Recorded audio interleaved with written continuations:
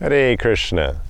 So in the Yoga Sutras, we have the yamas and niyamas, the very basis of yoga. And today we're going to talk about the niyamas. So Patanjali explains the niyamas as being 1. Cleanliness, 2. Satisfaction, 3. Grit, 4. Study of sacred texts, and 5. Devotion to God. So the first one, let's see them. The first one is cleanliness, being suchi.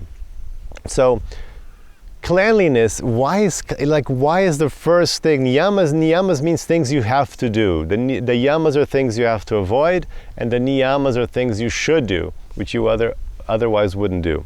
So why is the first thing on the list cleanliness? It's like, that's like where it's a spiritual text and it's talking about something so basic as hygiene. So suchi is important.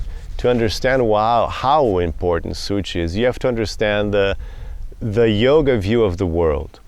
And yoga understands the world as having 3 gunas, it's called, 3 vibrations of the modes of material nature. Sattva, Rajas, and Tamas.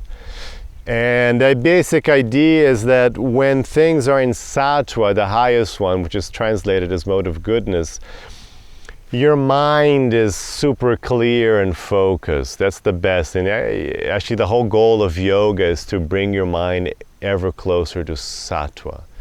So the mode of goodness brings you to sattva. Rajas is when you're desiring things. It's called the mode of passion. It's when you're desiring things and you're hating things and you're liking things and you want this and you don't want that and you like that person, you hate that person. So that's rajas. It's like very agitated, kind of like what everybody's doing, like this wanting and not wanting thing. So that's not good for the mind at all.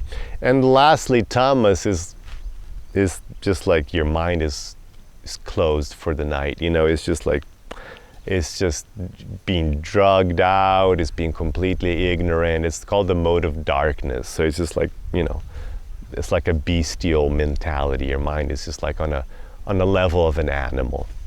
So we don't want that. So sattva, though, it is about the material nature, it's about the world. And one of the things that makes sattva go up in your life, that activates sattva in your life, is cleanliness. And you've had this experience. When you come home and you take a shower, you feel good, right? Doesn't it give you that kind of an up? It makes you feel good.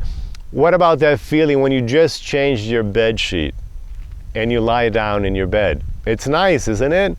It's like, oh, fresh bed sheets. You know, it feels good because it's sattva, it's clean. When you put on clean clothes, it feels good. When you just cleaned your apartment, your house, don't you feel good? I mean, after you just cleaned it, you kind of get an up. It feels good. It's sattva. It's sattva acting in your mind. So incredibly simplest tip from yoga that keep things clean, you know, keep your body clean, your clothes clean, your house clean, and that's going to make you feel better right away. And if you keep the dirt and dirty and filthy, that just brings your mind down. Okay, so suchi, keeping things clean. The second one is satisfaction. Satisfaction is again, it's like the non-possessiveness of the yamas in satisfaction of the niyamas. It just means whatever comes to you is fine. You understand santosha. You understand that everything is fine. Whatever life is bringing me is exactly what I need at this moment. It's the best thing for me. Again, if it's your moment to be a millionaire, fine. If it's your moment to be a pauper, fine. Satisfaction, whatever comes to me is fine. And it's an interesting thing because being satisfied is key to well-being. So normally we think, oh, to be satisfied, I'm going to create all these rules in my mind of what will make me satisfied. And if they're met, I'll be satisfied. Isn't that what you do? Oh yeah, you know, I want to have this kind of living and these clothes and this car and live in this neighborhood. Okay, if I get that, I'll be satisfied. But what yoga is saying, no, hack your brain. Go to the settings and get rid of whatever list. Just get rid of the list. And instead, just write a simple line of code. Hack your brain and say, look, whatever I have, that's what I wanted. And you can do that. You have this power. The brain allows you. You can do this. Your mind allows you to hack your brain. So you can hack your brain and say, look, whatever I have, that's what I want. So I'm satisfied. You can do that. People do that. It really works. So satisfaction. 3 is called tapas in Sanskrit. Tapas is variously translated. I like translating it as grit, because tapas really means, sometimes it's just translated as austerity, but what tapas really means is that you're just going to do whatever is best for you. Not immediately satisfying, but whatever is best for you as a long-term project.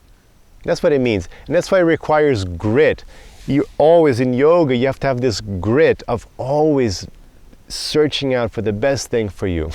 Trying to do the best decisions, the best meal, the best way to take care of your body, of your mind, of your emotions.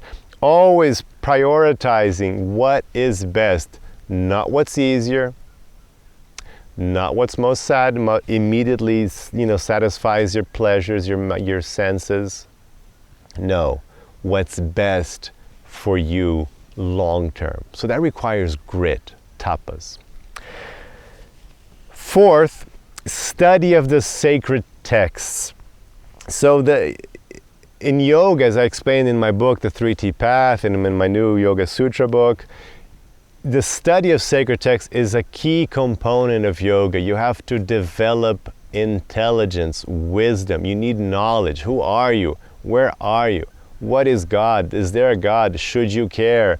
What's going on? How did you get here? Where are you going? All these things require knowledge. You have to understand what's going on. You have to study. You have to go after this knowledge. Sure, you can get it today through videos and courses, but these videos and courses should direct you to these sacred texts, such as Bhagavad Gita, Yoga Sutra, Srimad Bhagavatam, the Upanishads, and so on. So you should study these sacred texts to understand what's going on. That's a key component.